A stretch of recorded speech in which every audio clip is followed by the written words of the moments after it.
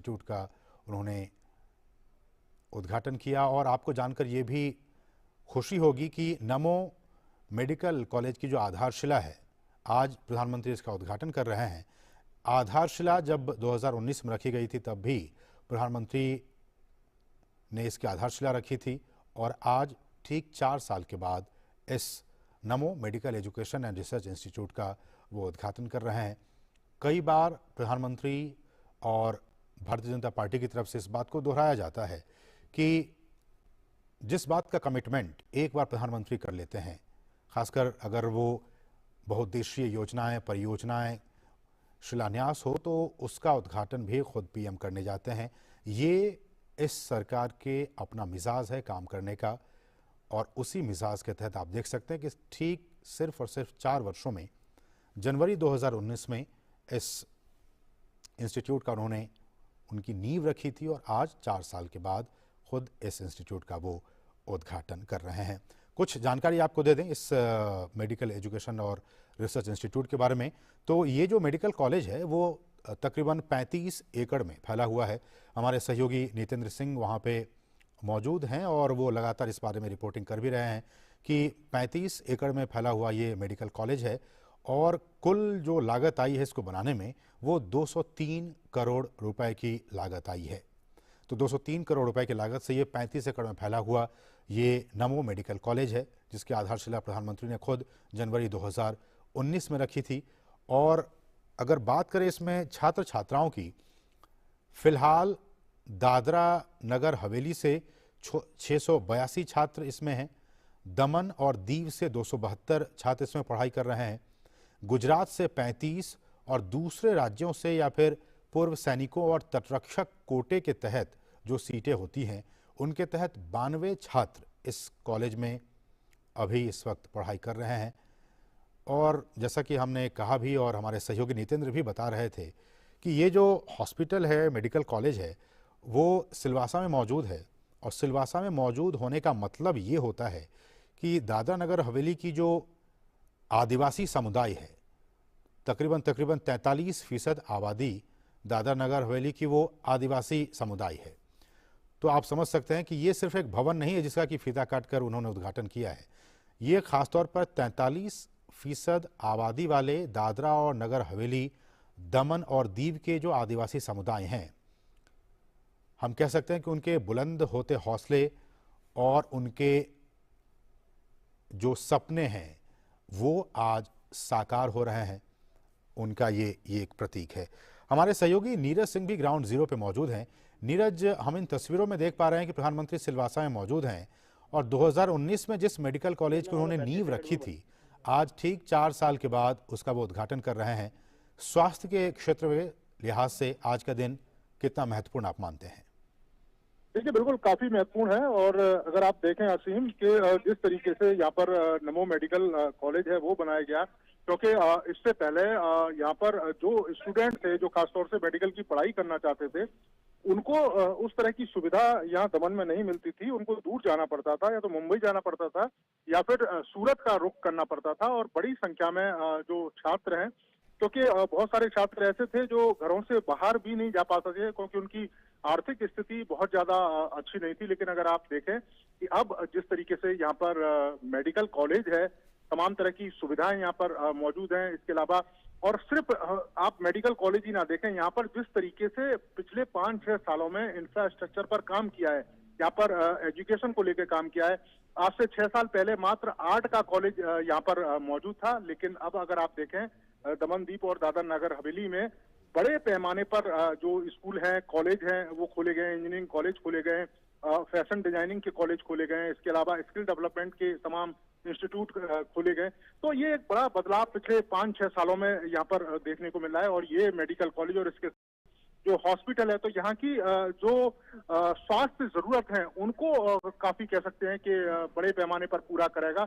इसलिए बड़े लंबे समय से इस अस्पताल की और इसके अलावा जो हॉस्पिटल है और जो नमो मेडिकल कॉलेज है उसकी जो मांग है वो लंबे समय से यहाँ के लोगों की थी। तो अब वो मांग पूरी हो गई। और आप देखें कि पहले ऐसे प्रधानमंत्री हैं कि नींव भी रखे हैं और उसके बाद उसका उद्घाटन भी करते हैं, क्योंकि ये जो स्पीड है विकास के कामों में, यही दर्शाती है कि जो लोग हैं उन तक स्वास्थ्य सेवाएं, उन तक विकास की जो रफ्तार है वो जल्द से जल्द और तेजी के साथ पहुंच पाए।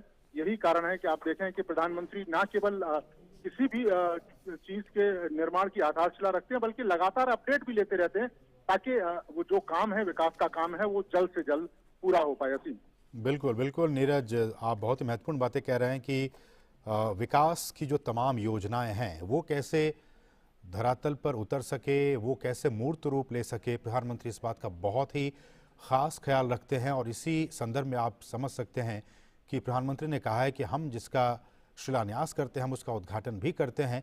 ये कार्य संस्कृति को भी दर्शाता है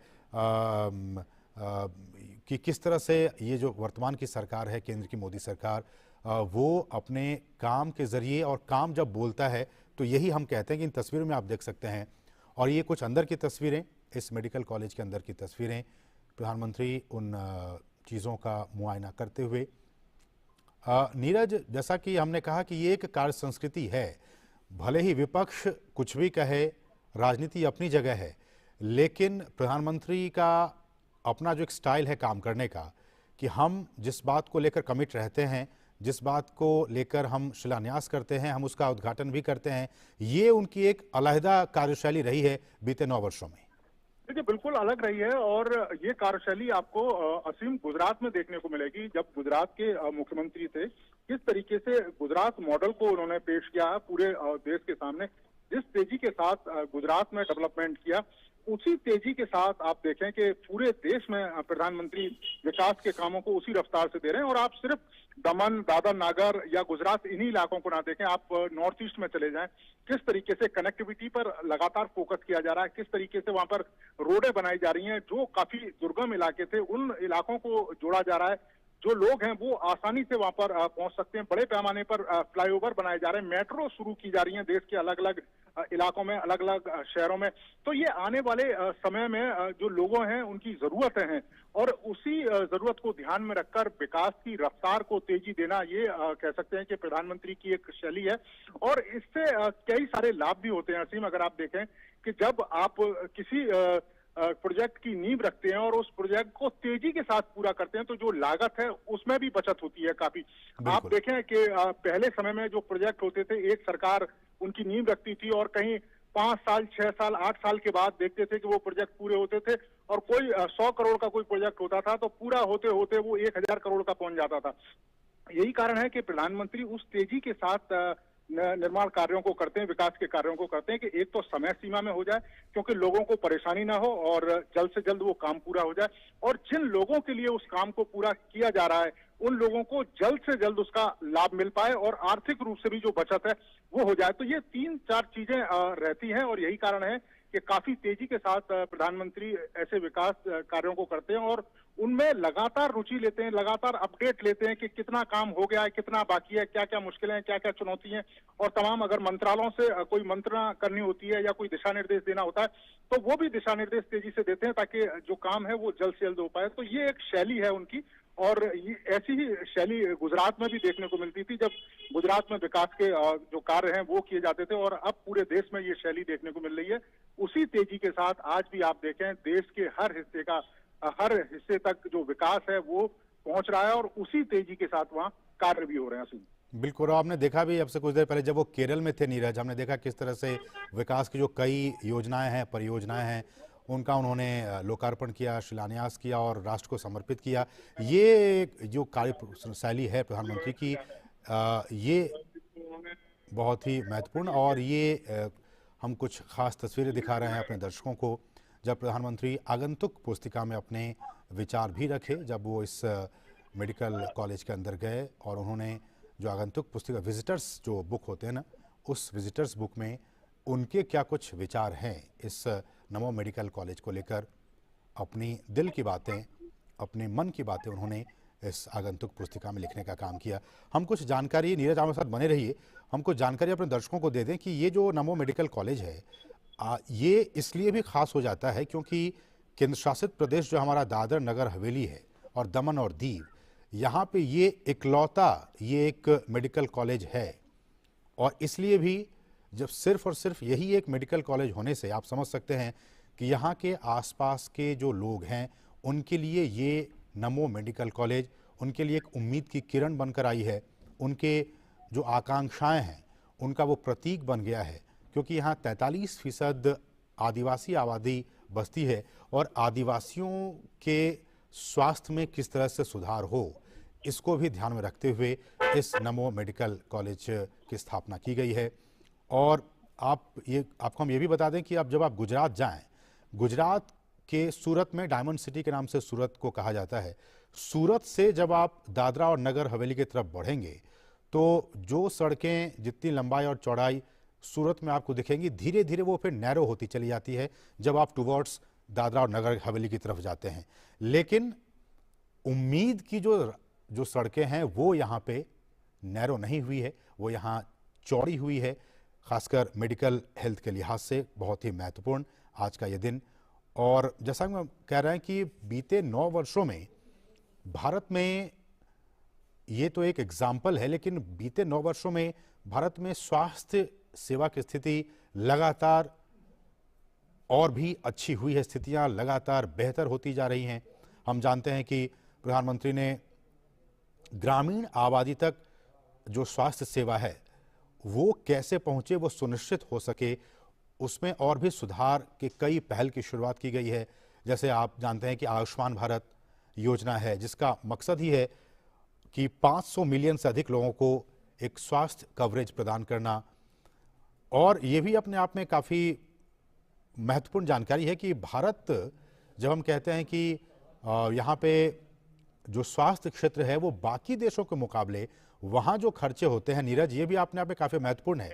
इस पर भी हम चाहेंगे आपकी टिप्पणी कि हम जानते हैं कि भारत का स्वास्थ्य क्षेत्र इतना किफ़ायती है कि न सिर्फ यहाँ के लोग उसका फ़ायदा उठाते रहे ही हैं, बाकी देशों के जो हमारे जैसे नेपाल हो गया या बाकी जो पाकिस्तान, अफगानिस्तान, बाकी देशों के लोग भी यहाँ पे मेडिकल टूरिस्ट बन के आते हैं और यहाँ पे काफ़ी किफ़ायती दर पे अपनी स्वास्थ्य सेवाएं जो हैं उनका वो लाभ उठाते हैं। देखिए, बिल्कुल पूरे देश में कई सारे ऐसे कह सकते हैं कि इलाके हैं या स्पॉट हैं जो मेडिकल टूरिज्म के रूप में काफी विकसित हुए हैं। खासतौर से साउथ के कुछ इलाके हैं। अगर हम केरल की बात कर लें, चेन्नई की बात कर लें, कर्नाटक, बेंगलुरु की बात कर लें, इसके अलावा अगर आप दिल्ली में आए, आप देखेंगे बड़ी संख्या में जो हमारे आसपास की जो कंट्रीज है, और न केवल आसपास की कंट्री असीम, बल्कि यूरोपियन कंट्रीज से भी लोग यहाँ पर इलाज कराने के लिए आते हैं। और उसका कारण ये है कि एक तो इलाज काफी सस्ता है और दूसरा हमारे जो डॉक्टर हैं वो काफी कह सकते हैं कि वर्ल्ड क्लास के डॉक्टर हैं और काफी विशेषज्ञ हैं। नीरज, मैं आप ही की बातों को उसमें कुछ ऐड करना चाह रहा हूं। मेरे पास जो डेटा है उसमें यह कहा जा रहा है कि भारत में जो सर्जरी अगर आप कराने जाते हैं तो उसकी जो लागत आती है वो अमेरिका या फिर यूरोप की तुलना में लगभग 10वें भाग तक कम है। तो आप समझ सकते हैं जिस बात का जिक्र आप कर रहे हैं कि इसलिए लोग यहाँ पे आना पसंद करते हैं। देखिए, बिल्कुल, और इसके पीछे कारण भी है। देखिए, सरकार जिस तरीके से लगातार मेडिकल के क्षेत्र में काम कर रही है, और आप सबसे बड़ा असीम उदाहरण ले लें वैक्सीन का, कोरोना वैक्सीन का, कि पूरी दुनिया में कोरोना वैक्सीन की सप्लाई हमने की, और आप जब उसकी कॉस्ट देखें तो दुनिया के अलग अलग हिस्सों में वैक्सीन की जो कॉस्ट थी और इंडिया के अंदर जो वैक्सीन की कॉस्ट थी उसमें असीम जमीन आसमान का अंतर था। और यही कारण है कि आप देखें कि हमारे यहाँ के जो डॉक्टर हैं, हमारे यहाँ के जो विशेषज्ञ हैं, जो लगातार रिसर्च करते रहते हैं और लगातार देश की सेवा में अपना योगदान देते हैं। आप देखें कि प्रधानमंत्री लगातार उनको प्रोत्साहन भी देते रहते हैं। भारत सरकार की तरफ से जब वैक्सीन का निर्माण किया गया, तमाम तरह के जो प्रोत्साहन है वो दिए गए। प्रधानमंत्री खुद जहाँ पर वैक्सीन का निर्माण हो रहा था वहाँ उन्होंने विजिट भी की। आप अगर देखें कि अंतरिक्ष के तमाम जो हमारे कार्यक्रम चलते रहते हैं, प्रधानमंत्री खुद इसरो में जाकर विजिट करके आए हैं और एक तरीके से हमारे जो वैज्ञानिक हैं उनका हौसला भी बढ़ाते हैं कि देश की सेवा में आप जो योगदान कर रहे हैं, सरकार आपके साथ पूरी तरीके से खड़ी है और आपको जो भी मुश्किल होगी उसको दूर करने के लिए सरकार पूरी कोशिश करेगी। तो ये एक मोटिवेशन है और ये हर क्षेत्र में प्रधानमंत्री का दिखाई देता है, चाहे वो खेल के मैदान में हो। आप देखें कि हमारे खिलाड़ी जब विदेशों में प्रदर्शन करते हैं, अगर प्रदर्शन खराब भी होता है, खेल भी नहीं पाते हैं, उसके बाद भी प्रधानमंत्री बात करते हैं, उनको मोटिवेट करते हैं कि कोई बात नहीं, आज हार हुई है लेकिन आगे अगर आप मेहनत करते रहेंगे तो यही हार आपकी जीत में तब्दील होगी। तो ये उनका जो मोटिवेशन है वो हर क्षेत्र में असीम दिखाई देता है। इसी वजह से आप देखें कि देश के जो विकास हो रहा है, सर्वांगीण विकास हो रहा है। हर क्षेत्र में देश को आगे ले जाने की कोशिश प्रधानमंत्री की रहती है। और जब प्रधानमंत्री कहते हैं कि संपूर्ण देश का विकास तब हो सकता है जब संपूर्ण देश के हर कोने में विकास की रफ्तार है वो पहुंचाई जाए। आप देखें नॉर्थ ईस्ट में जिस तरीके से रफ्तार की पहुंचाई जा रही है विकास की, आप देश के दूसरे हिस्सों में देख लें। आप अगर बुंदेलखंड में देखें, बुंदेलखंड में आज से पहले वहां पर ना तो कोई स्वास्थ्य सेवाएं बहुत बेहतर थी, ना एजुकेशन के लिए कोई बहुत बेहतर संस्थान थे। लेकिन अगर आप असीम आज देखें, वहाँ मेडिकल कॉलेज है, अच्छे अच्छे हॉस्पिटल हैं। मैं एक बार बुंदेलखंड गया था और वहाँ एक स्टोरी कवर की थी, तो एक व्यक्ति से जब मैंने बात की तो उसके बच्चे को ऑक्सीजन लगा हुआ था। तो वो कह रहा था कि अगर ये हॉस्पिटल यहाँ पर सरकार नहीं बनाती तो मेरा बच्चा बच नहीं पाता और मुझे पता नहीं कहाँ कहाँ धक्के खाने पड़ते और फ्री में मेरा इलाज हो रहा है। तो ये एक सोच है गरीबों को लेकर, आदिवासी समाज के लोगों को लेकर। नीरज, ये तस्वीरें जो हमारे दर्शक देख पा रहे हैं वाकई दिल को छू लेने वाली है, क्योंकि प्रधानमंत्री की, जैसा हमने कहा कि उनका एक वर्किंग स्टाइल ही अलग है। ये देखिए, ये वो कंस्ट्रक्शन से जुड़े लोग हैं जिन्होंने कि अपना योगदान दिया, श्रम का योगदान दिया है इस मेडिकल कॉलेज को बनाने में। उनसे भी मिलना पीएम नहीं भूले, उनसे भी इस वक्त मुलाकात कर रहे हैं। नीरज देखिए बिल्कुल, और असीम आप देखें कि जब काशी विश्वनाथ का जब कॉरिडोर बनाया गया था, आप देखें कि किस तरीके से वर्कर के साथ उन्होंने मुलाकात की, वर्करों के साथ उन्होंने काफी देर तक बातचीत की। और एक तरीके से आप वो अगर उस दृश्य को इमेज करें कि प्रधानमंत्री के लिए कुर्सी लगाई गई थी तो उन्होंने कुर्सी हटा दी और उन वर्करों के बीच में जाके बैठे। और आप उसी तरीके से आप देखें कि जब नए संसद भवन का निर्माण हो रहा है तो वहां पर जिस तरीके से प्रधानमंत्री, जो मजदूर वहां पर काम कर रहे हैं, जो लेबर वहां पर लगी हुई है, वहां पर प्रधानमंत्री उनके साथ जाते हैं, उनके साथ बातचीत करते हैं, देखते हैं। तो ये एक कह सकते हैं कि प्रधानमंत्री की स्टाइल है कि देश के निर्माण में या किसी इमारत के निर्माण में सिर्फ इंजीनियर का योगदान नहीं है, उस लेबर का भी योगदान है जो ईंट पत्थर उठाकर उस इमारत को ऊंचाइयों तक पहुंचाती है। और प्रधानमंत्री की ये सोच बताती है कि ऊपर से लेकर नीचे तक सबको साथ लेके चलना है। सबके योगदान की वो प्रशंसा करते हैं, सबके योगदान की वो सराहना करते हैं। यही कारण है आप देखें कि नमो मेडिकल कॉलेज में पहुंचे हैं तो उन वर्करों से भी वो मिले हैं जिन वर्करों ने इसमें ईंट पत्थर लगाए, जिन वर्करों ने इसमें कह सकते हैं कि निर्माण के कार्य किए हैं, जिसमें फर्नीचर लगाए। तो ये एक प्रधानमंत्री की कार्यशैली है कि वो सभी के साथ मिलकर चलते हैं, सभी को आगे ले जाने की कोशिश करते हैं और हर काम को, चाहे वो कितना भी छोटा हो, उस काम की सराहना करते हैं। बिल्कुल, श्रमेव जयते न सिर्फ किताबों में लिखी हुई बातें हैं, बल्कि श्रमेव जयते का जीता जागता उदाहरण ये कि जब देश के मुखिया, देश के प्रधानमंत्री, जो लैडर है विकास को, उसमें सबसे नीचे पायदान पे जो व्यक्ति हैं, जो श्रमिक हमारे वर्ग के लोग हैं, उनके साथ उनकी मुलाकात, टॉप से बॉटम की ये मुलाकात हो रही है। टॉप प्रधानमंत्री, बॉटम पे श्रमिक वर्ग के लोग, और उनकी ये मुलाकात वाकई ये कुछ कहानी बयां कर रही है कि किस तरह से आप देश के एक प्रधानमंत्री के मन में ये सोच है कि हम उन लोगों से भी मिलें जिनके पसीने से, खून पसीने से ये इस इमारत को उन्होंने बनाने का काम किया है। श्रमेव जयते का नारा बुलंद किया है। और ये वो श्रमिक हैं, हम जब कह रहे हैं कि जब कोई भी निर्माण का कार्य होता है उसमें आसपास के जो लोग हैं, लोकल जो लोग हैं, उनको रोजगार मिलता है। इन श्रमिकों के परिवारों को भी रोजगार मिलने का इस नमो मेडिकल कॉलेज के जरिए इनको रोजगार मिला। और न सिर्फ रोजगार मिला बल्कि कल की तारीख में अगर ये खुदा न खास्ता बीमार पड़ते हैं तो ये खुद भी और इनके बच्चे भी इस मेडिकल कॉलेज में जो अपना इलाज है वो भी करवा सकते हैं। तो सबका साथ सबका विकास की जो एक रणनीति रही, एक फॉर्मूला रहा है, उसको साकार करते हुए, आत्मसात करते हुए प्रधानमंत्री, और उन्हीं बातों को चरितार्थ करते हुए इन तस्वीरों में आप देख सकते हैं। लेकिन चूंकि आज का दिन हम एक बार फिर से रिविजिट कर सकते हैं कि भारत की जो स्वास्थ्य सेक्टर है, जो हेल्थ सेक्टर है, उसकी क्या कुछ स्थिति है। क्योंकि अब से कुछ देर पहले ही प्रधानमंत्री ने नमो मेडिकल एजुकेशन रिसर्च इंस्टीट्यूट का उद्घाटन किया है। इस नमो मेडिकल कॉलेज के जरिए हम आज इस बात पे चर्चा कर रहे हैं अपने सहयोगी नीरज सिंह के साथ कि आज की तारीख में 2023 में भारत स्वास्थ्य के लिहाज से हेल्थ सेक्टर में कहां पे खड़ा है, दुनिया कहां है और भारत किस तेजी से उसको पार पाने की कोशिशों में लगा हुआ है। हमने जैसा भी चर्चा कर रहे थे हम अभी नीरज के साथ कि जो लागत है यहाँ पे, जब आप अपने स्वास्थ्य की देखभाल के लिए भारत के अस्पतालों में जाते हैं तो जो खर्च आपका होता है वो बाकी देशों की तुलना में आप समझ लीजिए बहुत कम होता है। इसलिए मेडिकल टूरिज्म भी एक नया सेक्टर आया है जिसमें बहुत से विदेशी मेहमान भी हमारे यहाँ अपने स्वास्थ्य की देखभाल के लिए और उसके सुधार के लिए वो यहाँ पे आते रहे हैं। जैसा कि नीरज बता रहे थे कि यूरोप से भी लोग आते हैं, अमेरिका से लोग आते हैं।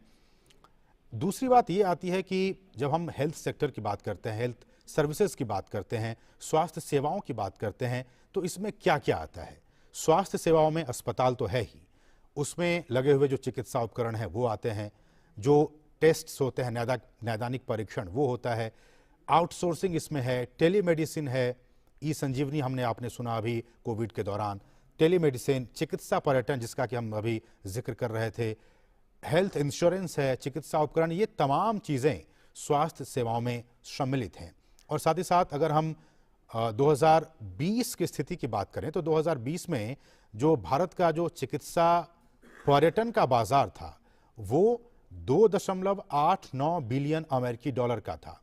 और सरकार की तरफ से ये उम्मीद लगाई गई है कि आने वाले 3 सालों में यानी कि 2026 तक ये जो पर्यटन बाजार है, चिकित्सा पर्यटन बाजार, उसके 2.89 बिलियन डॉलर से बढ़कर 13.42 बिलियन अमेरिकी डॉलर तक पहुंचने की उम्मीद है। तो आप समझ सकते हैं कि 7 गुना इसमें बढ़ोतरी होने की उम्मीद है।